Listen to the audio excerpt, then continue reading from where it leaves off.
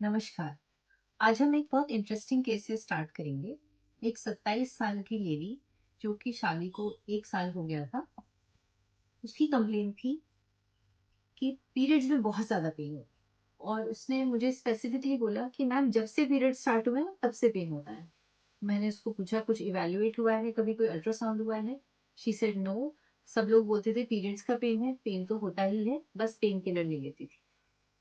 मैं डॉक्टर नेहा त्यागी। आज हम एक बहुत जरूरी टॉपिक पर बात करेंगे जो कि इसका नाम है एंडोमेट्रियोसिस।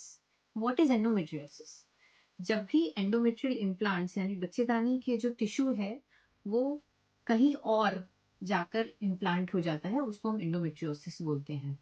वो जरूरी नहीं है कि सिर्फ अंडाशय पर हो या नलों पर हो, वो आंतों पर भी हो सकता है, यूरेटर्स पर भी हो सकता है, ब्लैडर यानी पेशाब की थैली पर भी हो सकता है, आपके पेल्विक एरिया जो होता है उसके आसपास बावल एरिया जो होता है कहीं पर भी ये एंडोमेट्रियोटिक इम्प्लांट्स जिनको हम बोलते हैं यानी बच्चेदानी की झिल्ली के टिश्यू वो कहीं भी जाकर इम्प्लांट हो जाते हैं और वो अपनी जगह डीप बनाते जाते हैं। And it is a very progressive inflammatory disease. सूजन होती है, इसमें काफी पेन होता है। पेशेंट यूजुअली चुनिंदा 4-5 सिम्टम्स के साथ आएगा।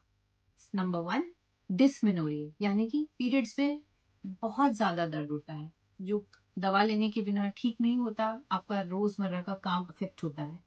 नंबर 2, डिस्फेरोनिन। शादी के बाद जब हम इंटरकोर्स हस्बैंड से आप करेंगे तो बहुत ज्यादा पेन हो रहा है। ये ड्यूरिंग एंट्री पेन नहीं है, ये throughout intercourse patient experiences pain और बाद में भी उसको काफी पेन होता है।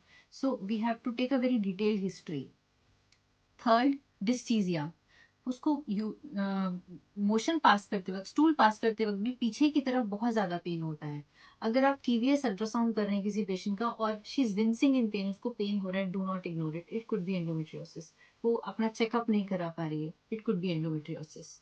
Then dysuria, some patients experience pain while passing urine, हमको लगता है यूटीआई है। So only a high index of suspicion can rule out these very rare implants of endometriosis। तो कहीं उसको यूरेट्रिक इम्प्लांट्स तो नहीं है, ब्लैडर इम्प्लांट्स तो नहीं है एंडोमेट्रियोसिस के, तो हमें वो ध्यान में रखना चाहिए diagnosis. And very importantly, more than 50% patients of endometriosis have infertility, वो उनको कंसीव करने में प्रॉब्लम होती है। तो कल ही हमने एक पेशेंट एक ऑपरेट की है जिसको एंडोमेट्रियोसिस था। उनकी आते जो है लेफ्ट साइड की अंडेदानी और लेफ्ट साइड की ट्यूब, उस पर सूजन थी, आते उससे पूरी चिपक गई थी और उनको काफी पेन होता था। इंटरकोर्स नहीं कर पाती थी, पीरियड्स में बहुत पेन होता था, क्वालिटी ऑफ लाइफ काफी खराब हो चुकी थी। तो लैप्रोस्कोपिकली हमने उनको वो एडिशंस जो उनके रिलीज किए, ट्यूब्स वर पेटेंट, जो एंडोमेट्रियोटिक सिस्ट, चॉकलेट सिस्ट जिसको हम बोलते हैं, वो बन गई थी लेफ्ट टूटी में, उसको निकाला। And now we have asked her to proceed for fertility treatment और at least start trying for pregnancy, क्योंकि ये दोबारा भी आ सकता है, इट्स अ रेकरेंट कंडीशन, ये दोबारा भी आ सकती है। तो यदि आपको इनमें से कोई भी सिम्टम्स है, प्लीज डू नॉट इग्नोर। ये एंडोमेट्रियोसिस एडोलेसेंट एज से स्टार्ट होता है, कई बार इग्नोर करते करते ये प्रोग्रेसिव डिजीज है, कई बार सिस्ट बहुत बड़ी हो जाती है, 5 सेंटीमीटर, 3 सेंटीमीटर, 6 सेंटीमीटर तक हो जाती है। तो हम इसको अर्ली एज पर ही कैच कर लेंगे और मेडिकल मैनेजमेंट या सर्जिकल मैनेजमेंट द्वारा हम इसको कंट्रोल कर सकते हैं। तो आई होप ये वीडियो आपको आपके लिए लाभदायक होगा। आगे मैनेजमेंट के लिए हम इसमें फर्दर एंडोमेट्रियोसिस पार्ट 2 वीडियो में बात करेंगे। Thank you.